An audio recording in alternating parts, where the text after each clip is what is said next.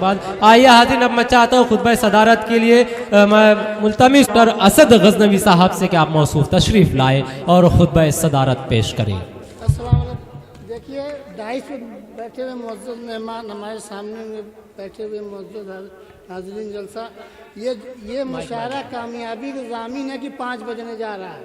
क्या बात।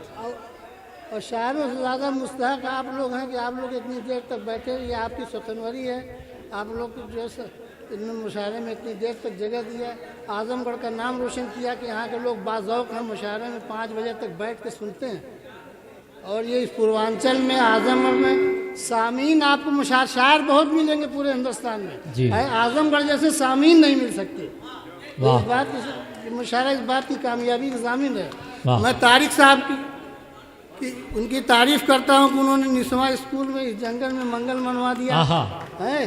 और आप लोगों की उर्दू फखरुद्दीन अली अहमद सोसाइटी की तरफ से जिन्होंने निस्वा स्कूल में इस तरह का मुशायरा मुनक़िद किया, मैं सबका शुक्रिया अदा करता हूँ।